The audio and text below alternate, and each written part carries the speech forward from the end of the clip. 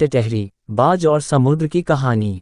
बहुत समय पहले समुद्र के किनारे टिटहरी का जोड़ा रहता था। दोनों का दाम्पत्य जीवन बहुत हंसी खुशी कट रहा था। कुछ दशमी बाद टिटहरी गर्भवती हुई और जब अंडा देने का समय आया तो टिटहरी अपने पति से बोली, स्वामी, जब हम दोनों थे तो हमें किसी बात का डर नहीं था। अब हमारे बच्चे होने वाले हैं, हमें किसी सुरक्षित स्थान की तलाश करनी चाहिए ताकि हमारे बच्चों को किसी प्रकार का कोई खतरा न हो। टिटहरे ने कहा, हमें यहाँ किसी से कोई खतरा नहीं है, तुम बिना किसी चिंता के यहाँ रहो। टिटहरी बोला, जब समुद्र में ज्वार आता है तो आसपास सब डूब जाता है। समुद्र की लहरें बड़े से बड़े जीव को अपने साथ दूर तक ले जाती हैं। टिटहरे ने कहा, प्रिय, तुम थोड़ी सी भी चिंता ना करो। समुद्र में इतनी हिम्मत नहीं है कि वह हमारी संतान को कोई नुकसान पहुंचा सके, वह मुझसे डरता है। समुद्र दोनों की बातें सुन रहा था। वह सोचने लगा, इस छोटे से टिटहरे को कितना घमंड है, इसे तो सबक सिखाना पड़ेगा, फिर देखता हूँ ये क्या कर सकता है। कुछ दिनों बाद टिटहरी ने अंडे दिए। एक दिन जब दोनों भोजन की तलाश में बाहर गए थे तभी समुद्र ने अपनी लहरों से उसके अंडों को गायब कर दिया।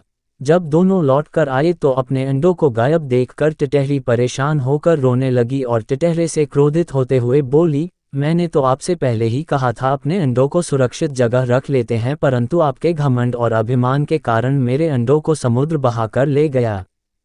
टिटहरी की बात सुनकर टिटहरा बोला, प्रिय, तुम डरो नहीं, मैं अभी अपनी चोंच से पानी पीकर इस समुद्र को सुखा देता हूँ। टिटहरे की इस प्रकार की मूर्खतापूर्ण बातों को सुनकर टिटहरी और अधिक नाराज हो गई और बोली, हमें अपनी शक्ति के अनुरूप व्यवहार करना चाहिए। जिस समुद्र को हजारों बड़ी बड़ी नदियां अपने पानी से भरती हैं उसे तुम अपनी चोंच से सुखाना चाहते हो। ऐसा करके हम उसी तरह खत्म हो जाएंगे जैसे आग में पतंगा।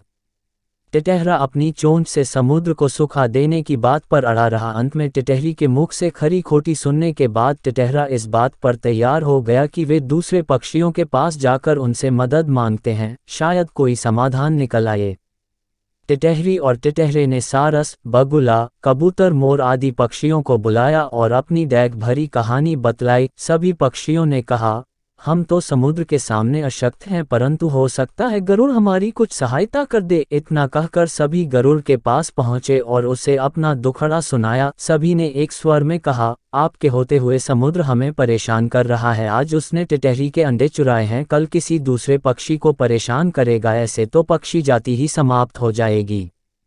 पक्षियों की बात सुनकर गरुड़ ने उनकी सहायता करने का निर्णय लिया। गरुड़ भगवान विष्णु की सवारी है। भगवान विष्णु को अमरावती जाना था तो उसे बुलाने भगवान विष्णु का दूत आया। गरुड़ ने सोचा कि इस समस्या का हल तो भगवान विष्णु ही निकाल सकते हैं। गरुड़ ने भगवान के पास जाकर पूरी व्यथा सुनाई और बोला, भगवान, इस तरह तो हम पक्षियों का अस्तित्व ही मिट जाएगा, अब आप ही हमारी मदद कर सकते हैं। भगवान विष्णु बोले, तुम्हारा और पक्षियों का क्रोध युक्तिपूर्ण है। समुद्र को इस तरह टिटहरी के अंडे नहीं चुराने थे। भगवान विष्णु ने गरुड़ और अन्य पक्षियों की मदद का भरोसा दिया और गरुड़ पर सवार होकर समुद्र के पास जा पहुंचे। विष्णु जी ने अपने धनुष पर आग्नेय बाण चढ़ाया और समुद्र से बोले, दुष्ट, तूने इस नन्ही सी टिटहरी के अंडे चुराकर अच्छा नहीं किया। अभी इसे अंडे वापस कर, नहीं तो मैं तुझे पल भर में सुखा दूंगा। समुद्र ने भगवान विष्णु के डर से टिटहरी के अंडे उसे वापस कर दिए। अंडे पाकर टिटहरी और टिटहरा बहुत खुश हुए और भगवान विष्णु को धन्यवाद कर उन्हें बारंबार नमन किया। शिक्षा, कोई कितना भी बड़ा हो या छोटा, उसे घमंड नहीं करना चाहिए।